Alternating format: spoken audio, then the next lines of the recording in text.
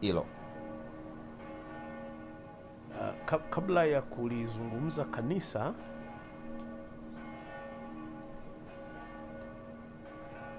hawa sasa ni makardinali, unaona wanatangulia na ni wao watakao, unaona kuna wawakilishi sasa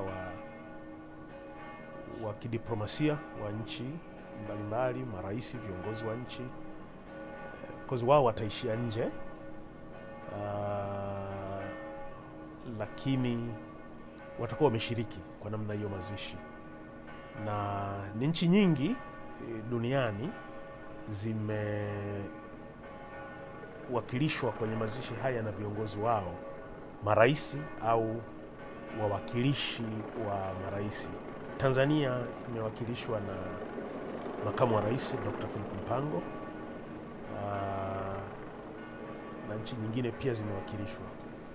Tunapata ujumbe gani? Kwamba msiba wa Papa ni msiba ambao unaigusa dunia nzima kwa namna maalum sana, na ndio maana tulikuwa tunasema uongozi wa Papa hata mpya anayekuja ni wa kuombewa na kila mtu, kwa sababu unagusa dunia nzima. Na mwili ukiingia ndani na makardinali wakaingia kwa ajili ya maziko, walioko nje hawataweza kuona, na kwa mujibu wa utaratibu hata vyombo vya habari havitaweza kuchukua kinachoendelea kule kaburini, kwenye kaburi ndani ya kanisa. Na utaratibu ni kwamba picha za kule ndani zitakuja kutumwa baadaye, watakazokuwa wameamua kwamba ziende kwa umma, kwamba hizi ziende ndio itakwenda kwa umma. Kwa hiyo na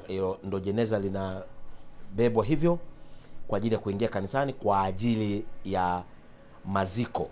Na muda mfupi ujao tutakuwa tunamalizia matangazo haya, kwa sababu kama alivyosema Beni Mukasa hapa, kule ndani hakutakuwa na kamera. Pengine kutakuwa na kamera maalum za Vatikani ambazo zitarekodi kwa ajili ya kuchukua kumbukumbu, lakini tukio hilo halitakuwa mubashara na haitaweza kuonekana hapa kwenye matangazo yetu. Kwa hiyo ndani ya dakika chache zijazo tutakuwa tunamalizia matangazo haya ambayo tumekuwa nayo kwa kuanzia saa 5 kamili kwa saa za Afrika Mashariki, na utaratibu ndio huo wa kubeba jeneza kuliingiza ndani,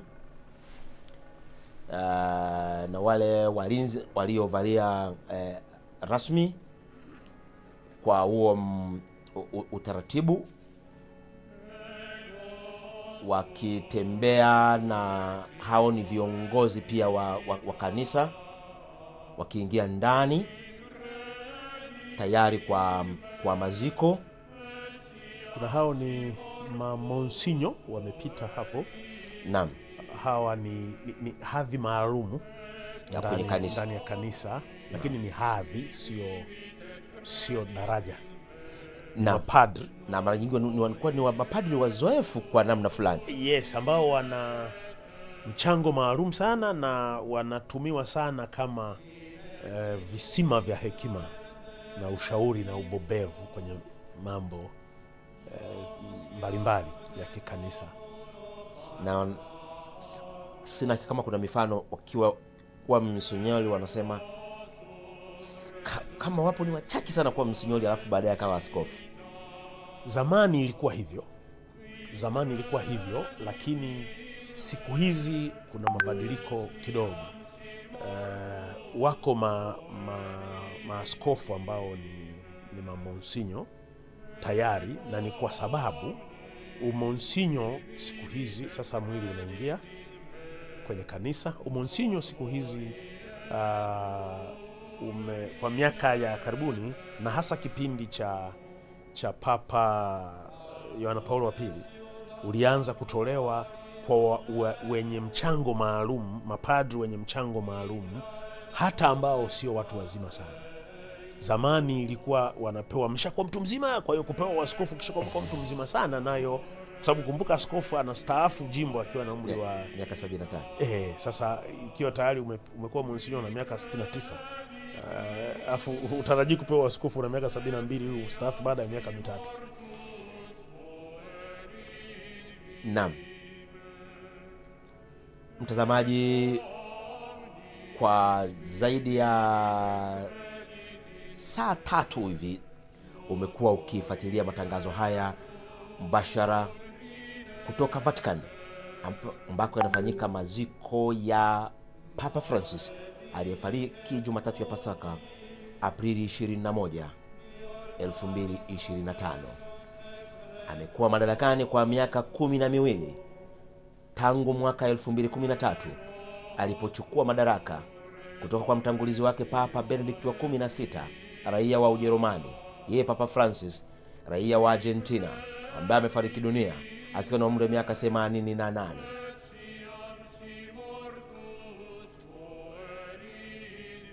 Mtoto wa kwanza katika familia yao kutoka Argentina, lakini wazazi wake wakiwa ni wenye asili ya Italia.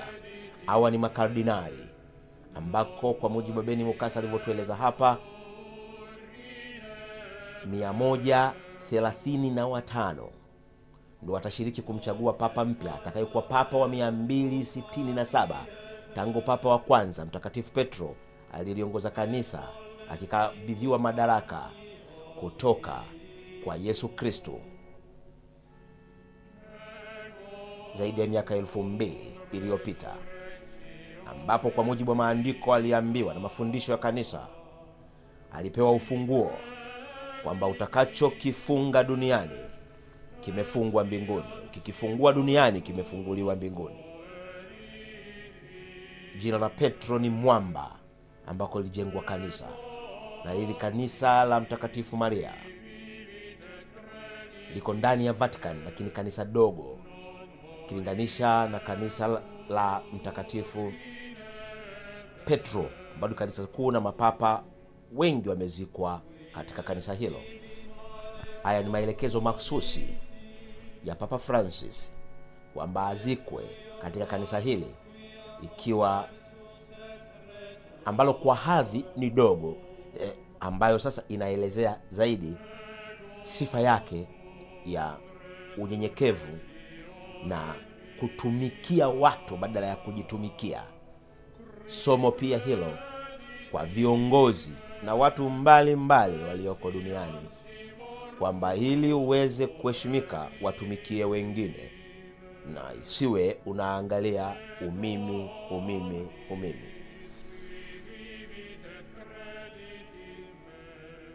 Utaratibu wa kuweka hilo jeneza ambalo tunaarifiwa hao ni sehemu ya kikosi cha ulinzi cha Vatican, ndio wanabeba hilo jeneza na kuliweka kwa utaratibu ambao umepangwa, na litakapoingia sehemu ya maziko, basi tutamalizia matangazo haya.